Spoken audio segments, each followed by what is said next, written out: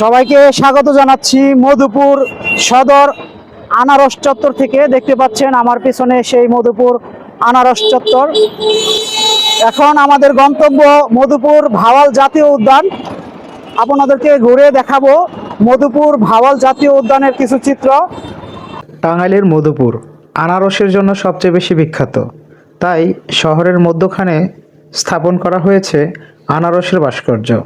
এবং এই শহরের আপনি যেখানেই যাবেন না কেন দেখতে পাবেন এখানে সেখানে ছড়িয়ে ছিটিয়ে রয়েছে আনারসের বাগান। এই মুহূর্তে আমরা প্রবেশ করেছি একটি আনারসের বাগানে। দেখতে পাচ্ছেন চমৎকার সুন্দর আনারসের বাগান।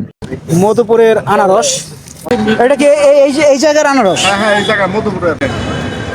দেখতে পাচ্ছেন মধুপুর জাতীয় উদ্যানে প্রবেশের আগেই রাস্তার মাঝে দেখা মিলল কিছু বানরের সাথে। আর কিছু বানর হঠাৎ তেড়ে আসলো আমার দিকে। হঠাৎ বানরগুলো আমার দিকে তেড়ে আসাতে কিছুটা ভয় পেয়ে গেলাম, তবে অনেকটা এনজয়ও করেছি।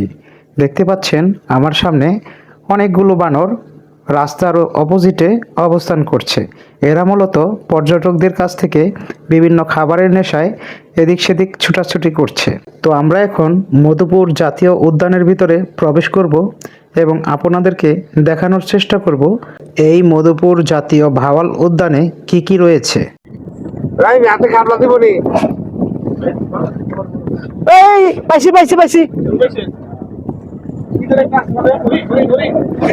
জল হস্তি জল হস্তি।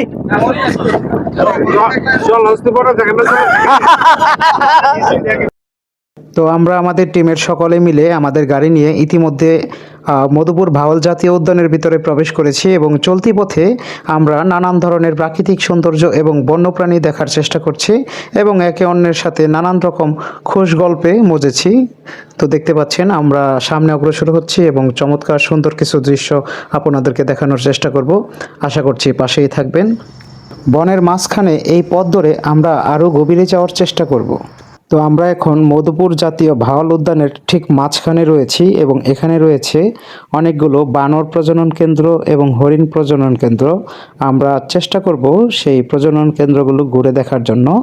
এবং এখানে দেখতে পাচ্ছি প্রচুর পরিমাণের বানর।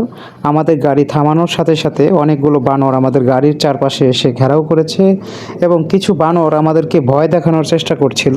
বিষয়গুলো ভয় পাওয়ার মতো এবং অনেকটা এনজয় করার মতো। এখানে দেখতে পাচ্ছি একটি বানর আমাদের গাড়ির উপরে উঠে আমাদের গাড়ির উপরে। ও মাই গডনেস, বড়া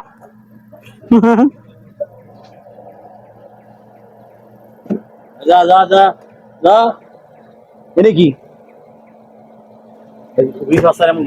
বাহ, ছোট ছোট বাচ্চা।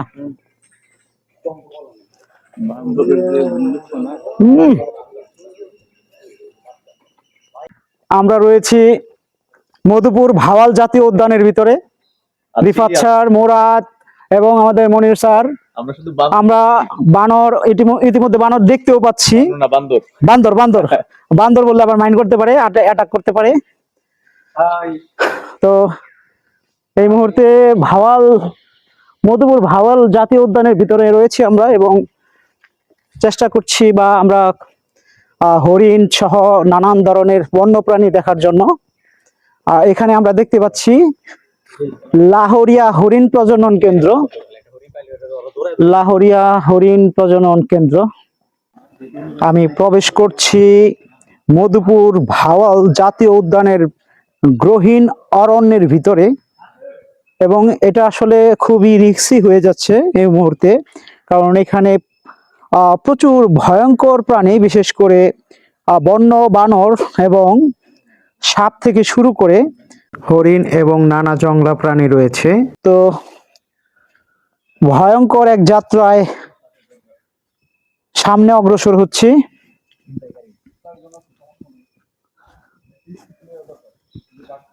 আর গাছের উপরে অনেক সময় বানর থাকে, লাফ দিয়ে ঘাড়ের উপর পড়তে পারে।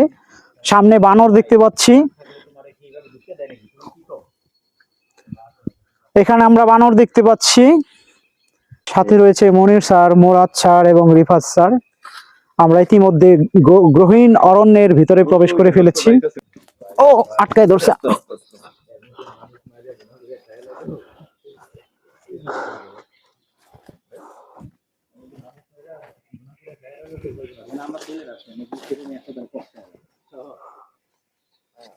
আসলে এখানে কোনো রাস্তা নেই। ভয় পাইছে মুরাদা, বিপদ ভাই ভয় পাইছে।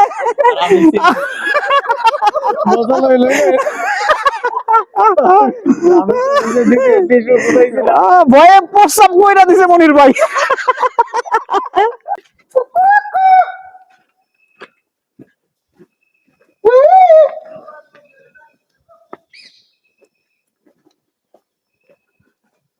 টিয়া পাখি ডাক শুনলাম।